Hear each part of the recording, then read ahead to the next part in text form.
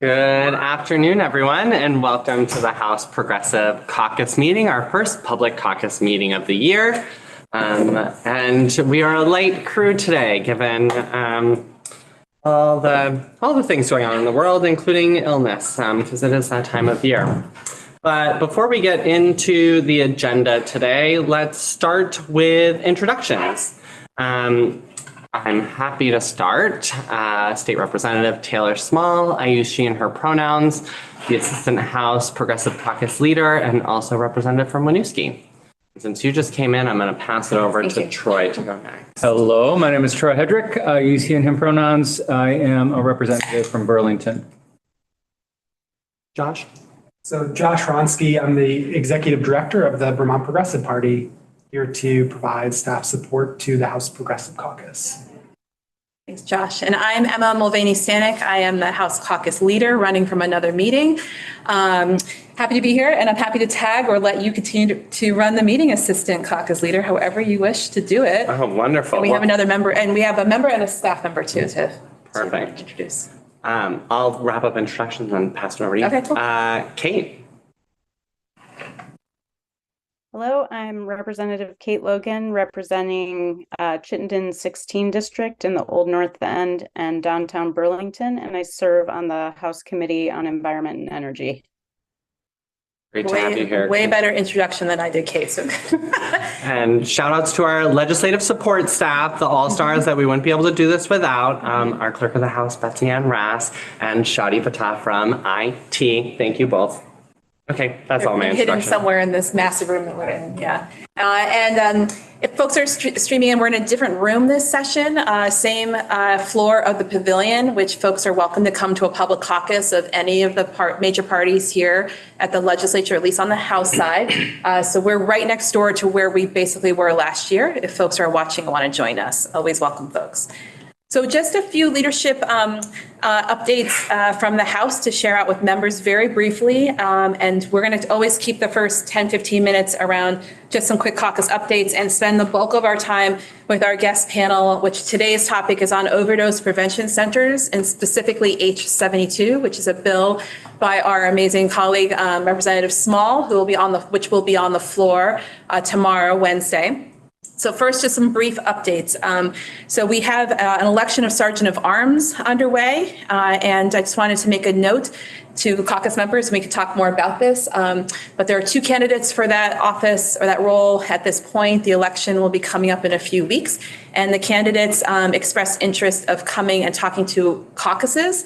And so one option is we could simply join the Democrats or the Republicans to sort of consolidate. Or we could think about having those two candidates come to caucus. So just think about that. Next week might be the time to do that. So people can let me know what they think about that. House discrimination training will be on January 23rd. It will be a similar caucus of the whole for folks. So save that date and time. Those are important trainings. And then today, I know the members here today, physically we're at the training, but for anyone Representative Logan and Representative Chena, who might be watching, reminder that we had our sexual harassment training today, which is mandatory. So if you were not able to be here, which is fine, it is recorded. And we just need to ask you to let the Speaker's office know when you've watched it, to just confirm you were part of that training or saw the training.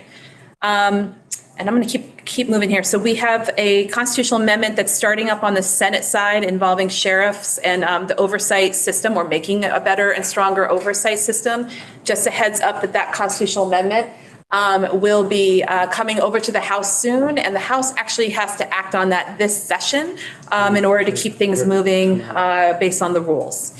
And then there's two. Welcome, come on in. Hi, welcome. We're just doing really boring updates really quickly. Yeah, cool, I know. Yeah. Perfect. Thanks for and then the last two just sort of logistical things are I want to give a space if there are any co-sponsorships by members of the Progressive Caucus or bills people want to flag before we move into H72, which is really the focus of our last half of the meeting. So are there any bills members want to mention for the sake of those watching at home or otherwise? Folks want to know. H105, is that right? Was just introduced today. This was motivated by a constituent of mine, a UVM student. who wanted to see better availability and training for naloxone and getting it distributed more to businesses downtown Burlington. So that is going to Representative Small's committee. I think it's 105. I'm pretty sure it's 105. It has to be so much higher than that. 105? Oh, 705. 705, sorry. Yeah. 705. It's like, wow, going back in time. Yeah, I saved it for a while. That's okay. 705. Great. Thanks, Representative Hedrick. Representative Small, do you have anything you want to highlight for the sake? There will be a housing bill that will be presented tomorrow, focusing on some very minor adjustments to hopefully increasing housing development with tripartisan support. So hoping that that is truly the beginning of the conversation ahead of us and not the end. Great. On one bill, I'll just flag, I have a number of short forms I put in this session, given other things I'm doing with my life this year. But the one I want to flag, because it has been something our caucus has been behind, is the Senate version of my House bill of H219, but the Senate version is S102, and it is what's called the PRO Act, which is the Protect the Right to Organize Act. It's actually already had a walkthrough in House General, so I'll be keeping an eye on that. It will make the process of organizing a union easier for public sector workers and ban captive audience meetings and allow domestic and agricultural workers to actually organize unions, because the federal law is silent on that, giving them that right, so we can do that as a state. So I'll be keeping a close eye on that. That's S102. Kate, is there anything that you wanted to flag in terms of bills before we get into our panel discussion? Sure. I'll have a bill, and thank you, Emma. I'll have a bill being introduced in the next week that would establish an occupancy and owner occupancy requirement for short-term rentals. And I've heard that the bill will be discussed in House General and Housing this year. Great. Oh, and one other thing I should announce before we go to the panel is that our caucus will be planning a press conference on Thursday at noon to go in more depth around our caucus priorities for this session as we wrap up the biennium. So all are welcome. It will be at the Cedar Creek Room at noon on Thursday, January. Anyone? January 11th. January 11th will be our press conference. Great. And with that, there's no other bills. I think I'll turn it over to our assistant caucus leader, Representative Small, to introduce our guest and the panel. And maybe also, well, just context-wise, our public caucus, as we do this weekly, where we try to elevate a particular issue or bill, either because it's moving or it's of great importance and value to our caucus. And so today's will be around H72 overdose prevention centers. And there's more than that, but I want to pass it over to Representative Small. Take it from here. Wonderful. Thank you. So yes, today our focus is on overdose prevention centers, discussion that has been in the Vermont legislature now for 8 years, originally introduced by former state representative Selena Colburn, who we miss dearly and are very appreciative of her work leading up to today, where we're not just discussing a study, but actually discussing implementing overdose prevention centers in the state of Vermont. And we have some amazing guests who have also been in this work in a variety of settings and in a variety of ways, boots on the ground, truly addressing this epidemic before us. But we'll start today with David Mickenberg, lobbyist from the Drug Policy Alliance, to give us some background on the work that has been going on, why this is so important. And then turning to the folks who are on the ground in Burlington with Teresa Vazina, the Executive Director of Vermont Cares, and Jess Kirby from Vermonters for Criminal Justice Reform. And would love to hear not only about the work that you're already doing now, but the importance that you see around overdose prevention centers or even changes in the bill that we should be mindful of. But as I said, would love to start off with David and just giving us a little background on the bill itself. Great. Thank you. Thanks for having us here. And it's like a reunion of that study commission that we did with Sarah, right? It was 8 or 9 years ago. Sarah George, the Chittenden County State's attorney, was opposed to overdose prevention centers and brought a bunch of us together to talk about the issue. And through that conversation, ended up reversing herself, rare for politicians, but she did it and came out publicly in support. We had medical professionals working on that, harm reductionists and others, and it was a really sort of heartening opportunity to raise these issues. And at that time, we actually had hearings in the Senate Judiciary Committee, very powerful testimony. And since that time, we've been working behind the scenes and others, advocates all over the state, working to elevate this issue to the level of where we are today. And just thank everyone in this room for being tireless in pushing this, and those that have come before. I mean, this isn't a new concept globally. The United States sometimes is late to the party on things involving human rights. And around the world, people have been implementing and utilizing overdose prevention centers to save lives on an everyday basis. I was heartened, actually, the story today on, it wasn't just VPR, it was NPR. It was a national broadcast of Liam Elder Connor's story on where we are since Shumlin, announced our overdose crisis. To hear even the commissioner of health saying, well, this isn't a panacea, and we agree it's not, that this is a tool that is an important one. That's not an exact quote, but he has come around, it feels like, on this issue. And that is, I think, in the face of, thousands at this point of Vermonters that have been lost unnecessarily. I mean, you think about this issue in this country more broadly, we lost 100,000 folks around the country to avoidable overdose deaths. And that's just sort of, I'm shocked that we're not more shocked. If we were talking about COVID, where, Commissioner Levine said we have to look to the science as he sat next to the governor every single time. This is about saving lives and looking to the science.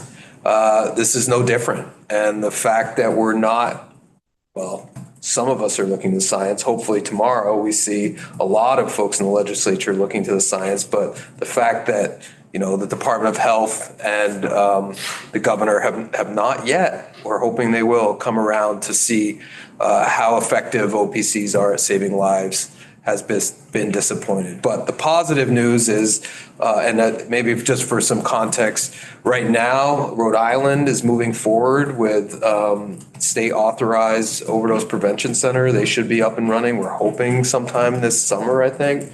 The state of Massachusetts did an analysis. You all passed a bill to do that analysis. The governor vetoed it, but the state of Massachusetts did an analysis and said that these are effective and important. And currently in New York City, On Point is operating without the stamp of approval from government, but with a tacit approval from local folks, and operating effectively, have reversed over 1,000 overdoses, have picked up, close to 1 million pieces of hazardous waste in the neighborhood, have connected folks with services. It's a very powerful impact on the community in which they're operating. So, I'm so happy to be involved with all of you working on this issue, and look forward to tomorrow. Yeah. Thank you so much, David, and for highlighting that this isn't a new issue. It might be a relatively new discussion here in Vermont, but there's over 30 years of data internationally to support the implementation of these centers. Yeah. Teresa, talk about the bill. Did you want me to, or? We'll hear about that tomorrow, right? Yeah, and I think as questions come up, we can address them here. But I would love to turn now to Teresa and hear a little bit more about kind of what the need is in the community. Thank you. Thank you for having me. Actually, I wasn't sure what I was doing, so I have some notes, but I also am just going to, I think it sounds like you just kind of speak openly about like what, so I am the executive director of Vermont Cares, and so we have offices all around the state. So both in rural, St. Johnsbury, Barry, Rutland, and Burlington, and we have a couple of mobile vans. So I really look at this as,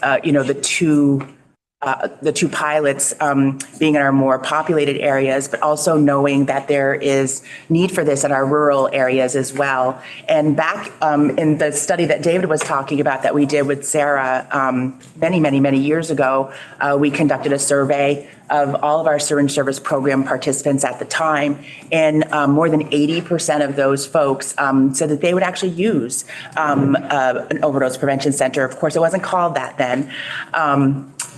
And there's so much research, so I don't really want to talk about any statistics. And I think for me, I like to talk from the heart. And what I see is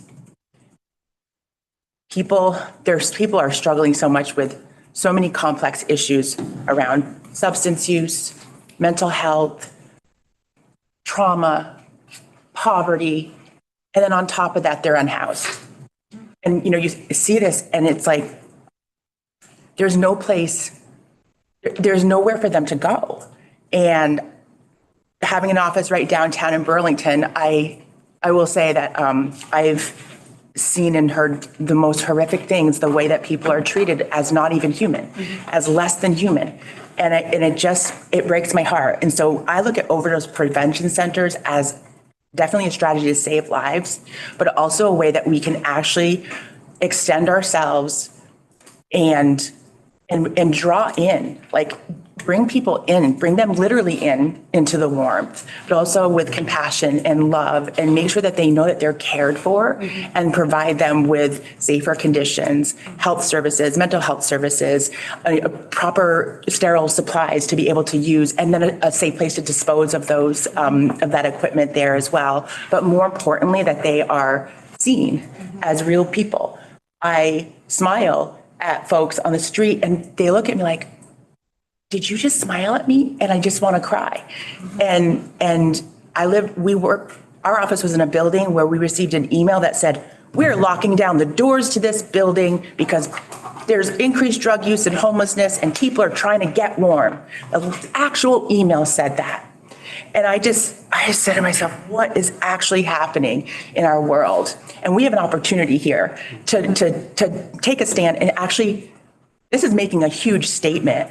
It's like breaking down the stigma about drug use, about poverty and homelessness, and really helping the people on our margins actually feel like they're part of our community, bringing them in and showing them that we care about them, and that we're going to create a space specifically to help them to become members of our community again. Because it's just, that's what people need. They need to know that they are loved. And that's the first step to any type of recovery or healing for people, in my opinion.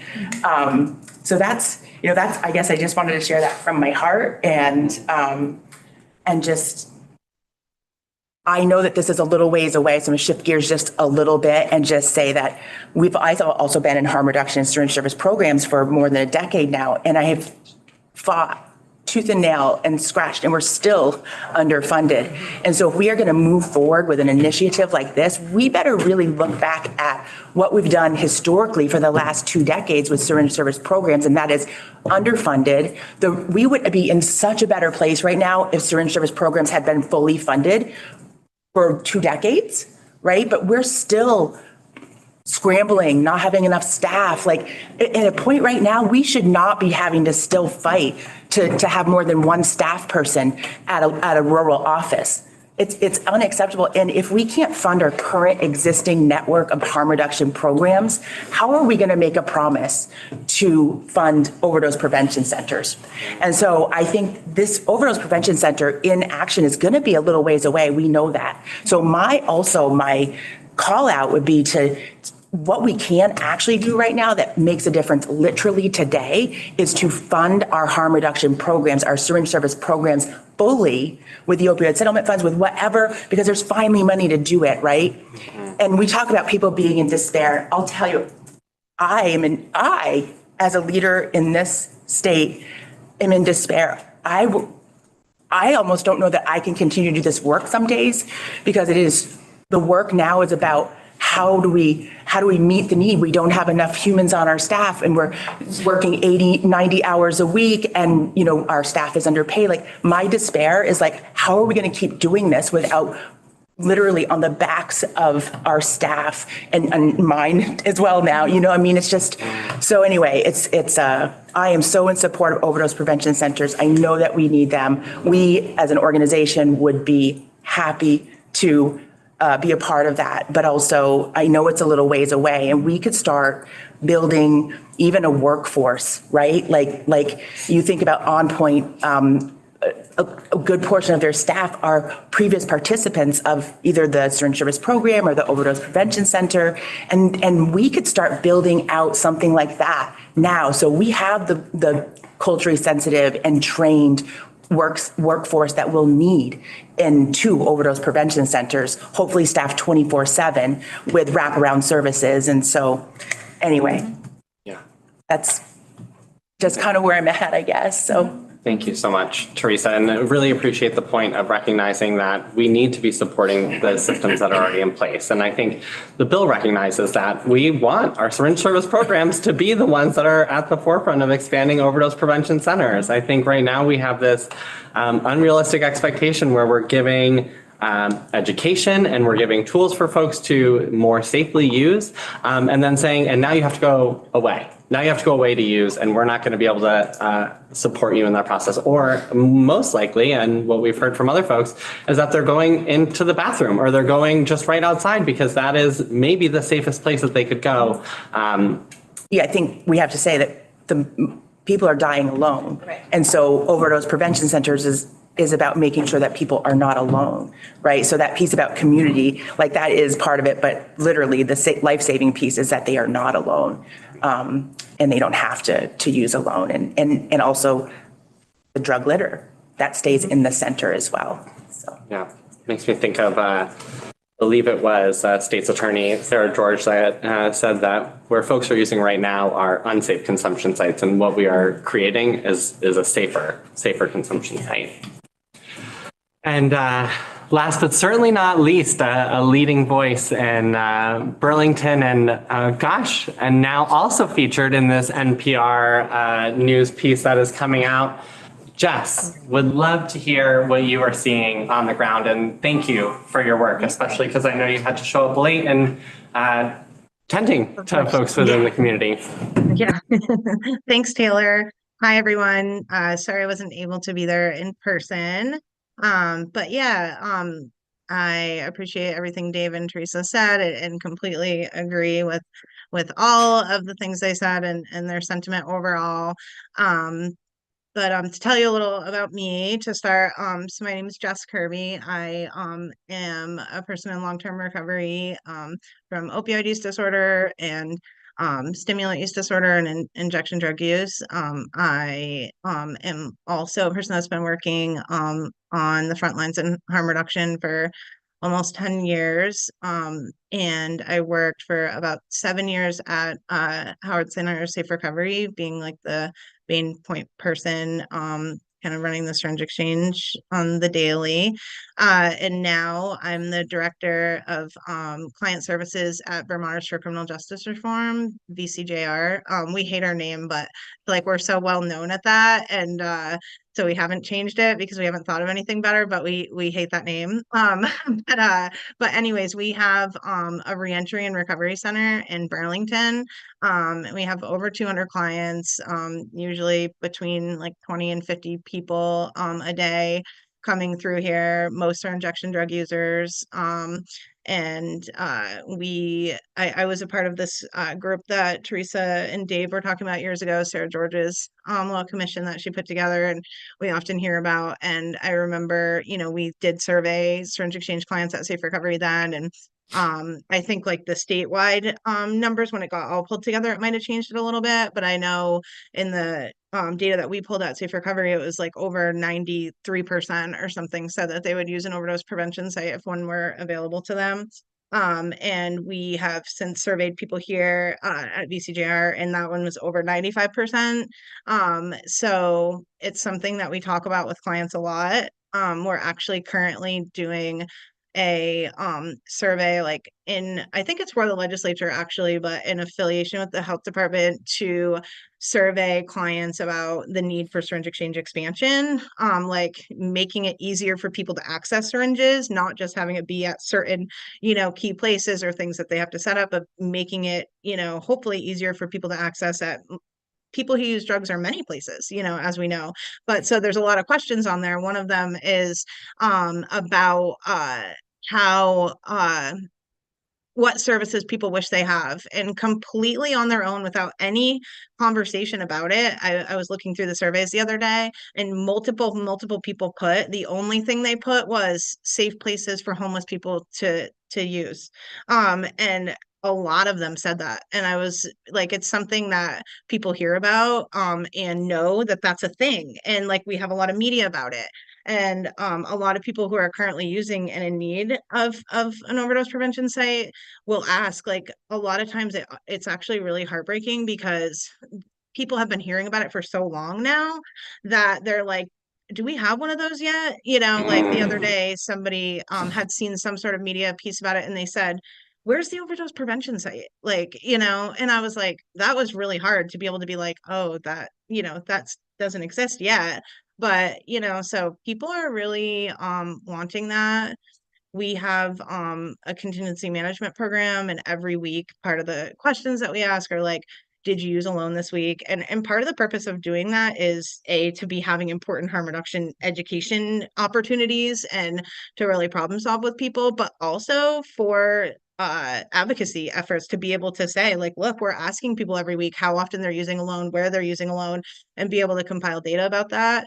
And I will tell you that it is really tough every day to ask people those questions and hear every week, the same answer. Yes, I did use a loan, and identifying places like parking garages, bathrooms, all of these things. And I hear people a lot, in the community, especially in Burlington, like there's just so much heavy media about the visibility of drug use right now, and I think it's gone to a really dark place honestly. But we talk about that like so much, that this is going on, and we know that we have ways, especially in Burlington, an overdose prevention site that is in the heart of Burlington where people are every day, and that there's large groups of homeless people who have opioid use disorder, don't have treatment because treatment is really hard, especially now, for people with opioid use disorder, that would use overdose prevention sites. And that would absolutely reduce open drug use. Like people are, and I honestly hate saying this because I feel like it's continued to get worse. So it feels like weird to keep saying it, but it really is true that things are way worse than ever before. Like that is a fact. People are doing way worse than ever before. Like the loss of hope is really significant. The like depleted, defeated, like thrown away feeling that people have, people's ability to function right now is really diminished. And that's really hard because we don't have even close to like the level of case management type of services for people who use drugs that are needed. It's almost non-existent. Like we have a lot of people that will walk around, check in with you, a lot of like, low barrier kind of check in and help make some call type of stuff. But there's not a lot of like hands-on, gonna put you in the car and figure it out and type of stuff. And so people are really having a hard time putting pieces together to get their needs met right now. And I think that probably has to do with just the vast homelessness, the nature of our world right now, and also just like the changes in our drugs and how much more dangerous they are, and that we don't really know the long-term effects of a lot of these drugs. We have meth that's been around in a really prominent way for, many years now, and xylazine and all these different benzodiazepines that can be in opiates, and that, heroin has completely changed to fentanyl. And all I know is having opioid use disorder myself, knowing a lot of people with opioid use disorder, obviously, and working with hundreds and hundreds of people with it, that people are really struggling in a way that I've never seen to, function. and, and with mental health. And I just know for a fact that overdose prevention sites will address a lot of that stuff in a way that we don't have. We know harm reduction is a really effective way to engage people, and we talk about meeting people where they are. This is the ultimate way to do that. It's not really meeting people where they are by just giving syringes. That's great. We know we need that. Obviously, everyone knows how much that I believe in that. But that, a lot of times, and I know this from working in the exchange, a lot of important relationships happen and help occurs, but also that a lot of times people are in and out, getting syringes in and out. And it's a way to keep people there longer, ultimate way to show people support, and the ultimate way to engage people and really build relationships where people aren't having to feel shame about that. People are getting to get their needs met in a way that feels extremely compassionate, warm, helpful, and like the true meaning of meeting people where they are. So I just know that this is the thing that we've needed for a really long time, a thing that people who use drugs really want to use. Like all of our metrics tell us that we're in a worse place than ever before.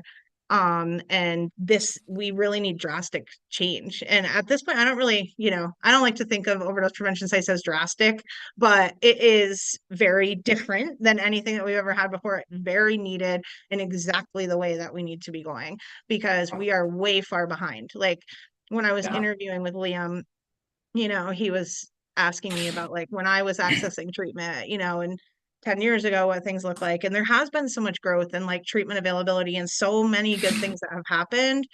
But the drugs are so much more dangerous and so much more potent that it hasn't allowed us to, be able to make a dent in overdose deaths or to really truly like we haven't got to have the impact that we want all those changes to have, because we're so far behind. With drugs are changing more rapidly than we're changing our services and our ways to combat that. So it's really hard and really sad. This is the hardest time that I've ever had working in this field. I really, really hope, and I have so much hope that we're in like the best place we've ever been with overdose prevention sites. And, I'm on the opiate settlement committee, and it was just awesome to see how much support that committee gave. And so I really feel like we're moving definitely in the right direction. And I just have a lot of hope that we're going to get there really soon and people will be able to use these sites soon. I wholeheartedly agree, Jess, and I'm always appreciative of your perspective. I know we have a little bit of time left. I know David wanted to say something. I'm going to post a question out, and then hopefully maybe you can incorporate whatever you're going to say into your answer. But I think the prevailing question from the legislature right now is, okay, overdose prevention sites, they're not the panacea, but why would we institute an overdose prevention center if we know that it is so difficult to access treatment? Are we setting folks up for failure? What would you say to such a thing? Oh, well, I would assume that there's going to be the lowest barrier treatment embedded at the overdose prevention center, so that they actually will not have to go anywhere and can transition easily and already have been building that relationship. So I do believe that there would be a better bridge, actually. We did a pilot for a year long with Better Life Partners called the Flex program, which was like the lowest barrier access to MAT treatment and embedded at the SSP.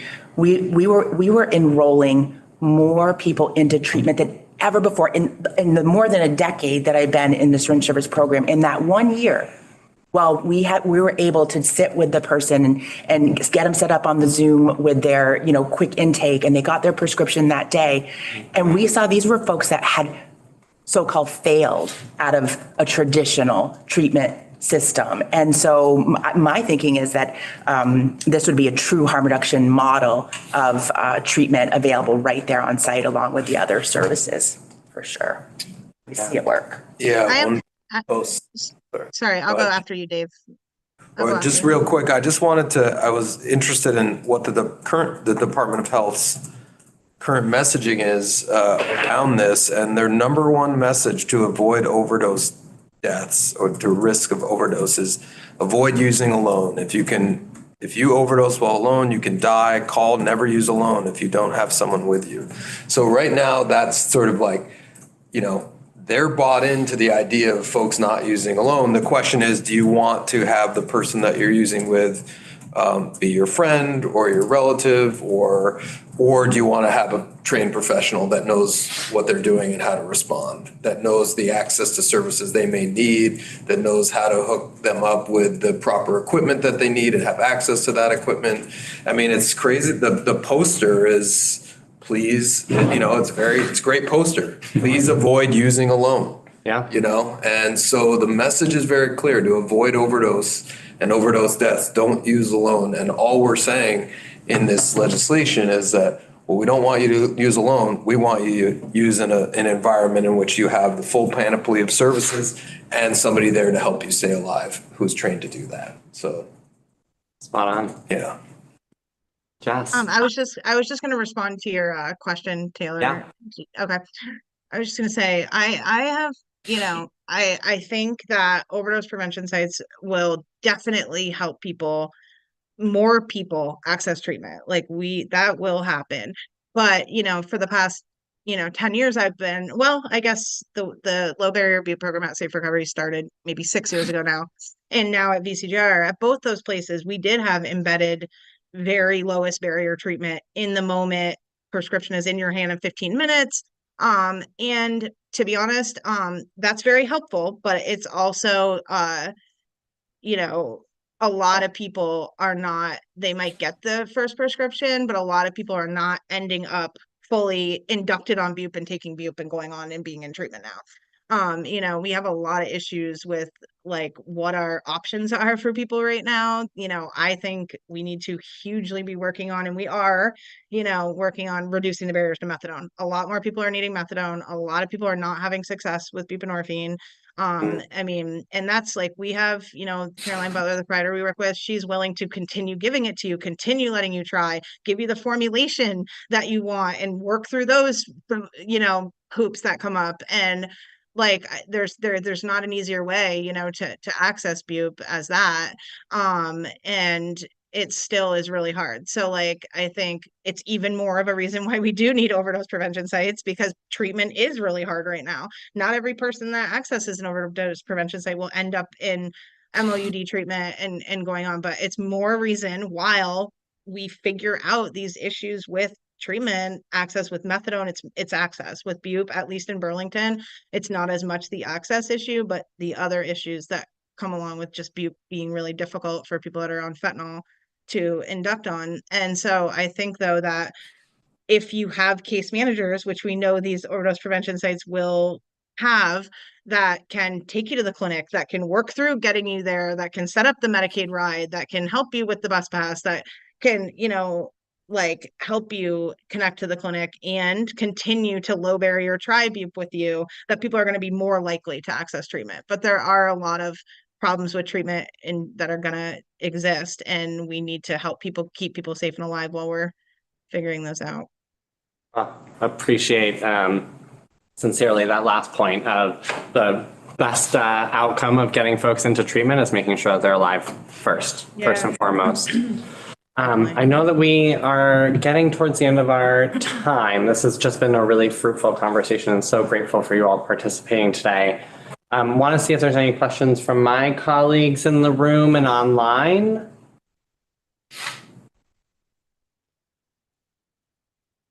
I'm ready to go. I raised my hand. Oh, I can't see you, Brian. Sorry. It's the okay. only That's why I said something. cameras. Oh, perfect. Go ahead, Brian. So I was in the Republican caucus earlier because I was asking them for support of some ideas, and I stuck around for a little, and they were discussing H72. And one of the concerns that is coming up in that caucus involves the potential liability of providers if the Department of Justice decided to enforce federal law.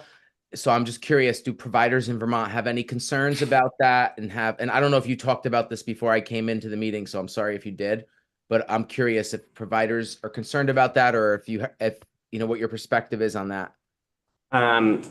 Really great one, Brian, and one that we've discussed with legislative counsel pretty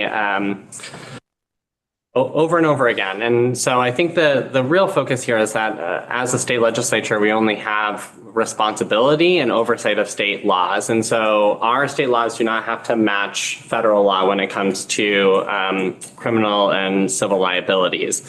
And so by us removing that, we're saying that us as a state, we are not going to intervene in the prevention of death. What the federal government will or will not do is up to them. But I think when we look at what has already been established with 2 sanctioned sites in New York City where we haven't seen an intervention from the federal government, with Rhode Island passing legislation and about to upstand a similar overdose prevention center, we're not seeing the federal, it's theoretical. We haven't seen the federal government actually step in. What we would love to see is the federal government to come forward and say, absolutely, we want to be saving lives. We want this to be an intervention that is used more broadly. But I would look to our providers. I can definitely speak as, for Vermont Cares, and this, I am not concerned at all. I have no problem taking big risks like this, actually, and would do that in a heartbeat if we had the opportunity. Yeah, same here. We've talked about it as well at Easter, and if that we would feel the same exact way. Other people have done it before us. Very needed. Having the state support, is huge. And I think we're not there, and this needs to happen. So I think there's a lot of people that feel the same way. So we're not afraid. What I'm hearing is that our community-based services are asking us to not stand in the way of doing what they think is morally right, and that our community-based service providers will decide. We're giving you the choice whether or not to, whether or not to be at risk of that, and I think that's fair. So it's just good to hear that, because there was that concern was being highly amplified. So yeah. Well, good to know also. Thank you for sharing. Thank you for anticipate that being said on the floor tomorrow. So I just would throw in real quick. Yep. We just did strategic planning, and our board approved OPCs as part of our 3 to 5 year strategic plan. And our surveys came back, same as Jess's, participants of the syringe service program asking for overdose prevention centers. And that is how it made it on the vote list for our strategic planning with the board to the top of the list, because participants of the program are asking for it. So just wanted to throw that out there. Thank you. Great. Well, really appreciate that one for the floor tomorrow. And with that, and with that, folks, we are at time. Once again, just so appreciative to have this conversation. We're going to keep it going. This will be on the floor tomorrow and Thursday for a vote through the House. And then we will watch as it moves through the Senate, and hoping to see it to victory this year. Thank you everyone for coming. Yeah. Thank you, y'all. everyone. Thanks, Jess. Thanks, Jess. Bye, y'all. Thanks. And we are good.